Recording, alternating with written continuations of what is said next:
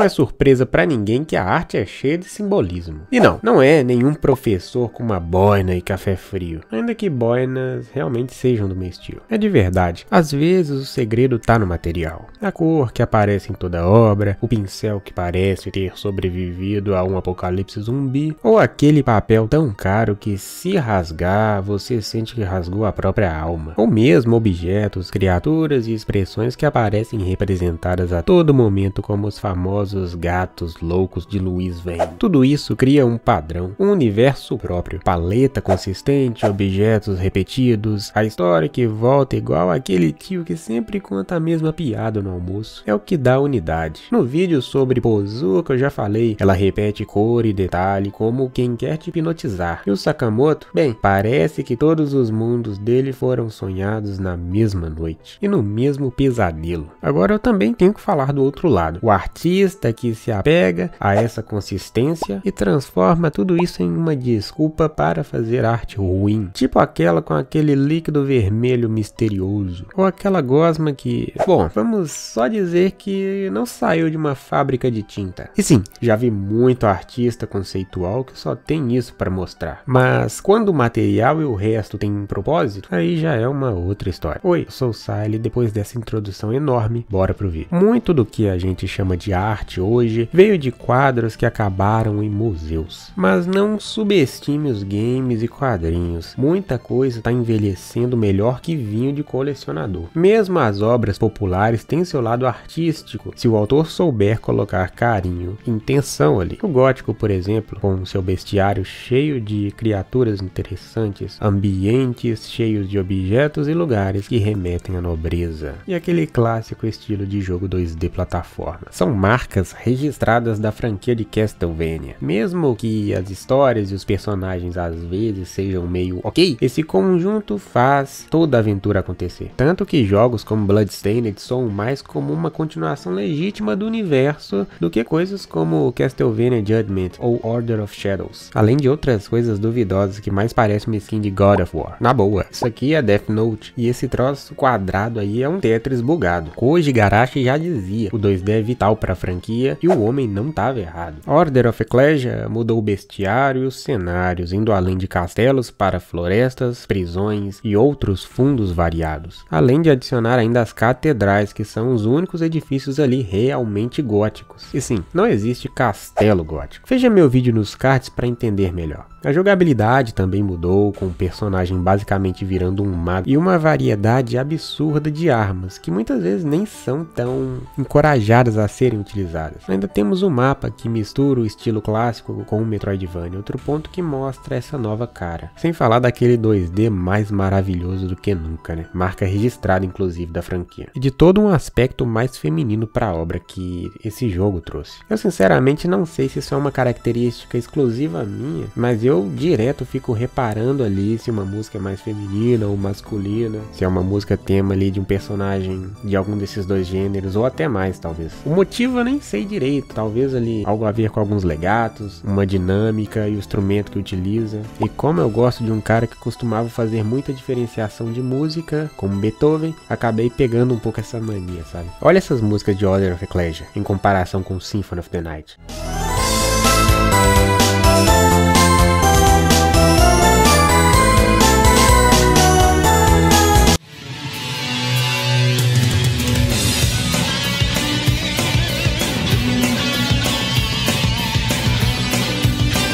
Para ficar mais evidente, olha essas músicas temas de Morrigan e Leyley e compara com as músicas de Ken ou do Strider.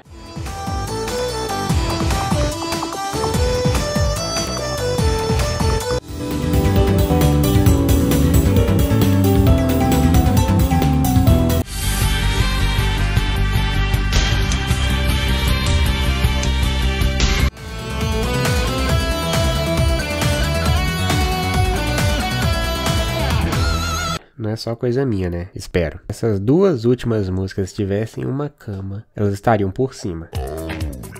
curioso é que mesmo com essa mudança, o visual voltou às raízes do gótico dos clássicos Symphony of the Night e Eye of Sorrow, com traços nos desenhos que remetem mais a esse estilo que mescla algo terrorífico com personagens elegantes e andrógenos, e estilosos que nós tanto gostamos. Isso conseguiu fazer com que ele mantivesse, apesar de todas as mudanças, uma unidade artística com vários dos jogos anteriores da série. Aliás, que baita jogo é esse! Além das mecânicas inovadoras, o gráfico é muito bem feito e polido, a dificuldade é desafiadora até certo ponto, a variedade de armas é imensa e Shanoa tem provavelmente mais personalidade que 90% de toda a franquia. Na minha opinião, é o melhor jogo da série, saindo até na frente de Symphony of the Night. E ele conseguiu vencer um desafio bem grande, fazer um Drácula de respeito, apesar de aquela criatura morrer em todo o jogo. Se o gato tem 9 ou 7 vidas, aquele bicho ali tem milhões. Agora, corta de um castelo cheio de morcego de 500 anos atrás para um conto infantil de uma menina fantasma e do capiroto. Temos a menina do outro lado, monstro gigante, garotinha indefesa e um traço preto e branco que parece feito para te deixar desconfortável e estranhamente acolhido. Na Gabi, o autor trata a cor como se fosse uma língua secreta, nada de olha, preto significa maldade. Não, tá tudo no contraste brutal entre o preto e o branco, sem meio termo. É um tapa visual atrás de tapa visual. A estética parece fábula antiga com peste negra de brinde. O design, o enquadramento, o que ele decide mostrar ou não mostrar, tudo reforça a narrativa sem precisar escrever quase que nenhuma palavra. Não é um mangá sem um texto, porém, ele se torna ali até certo momento meio que irrelevante. As imagens, elas conseguem captar basicamente ali tudo o que a história tá nos passando. Diferente de Castlevania, onde aquele castiçal é mais importante que o próprio Drácula,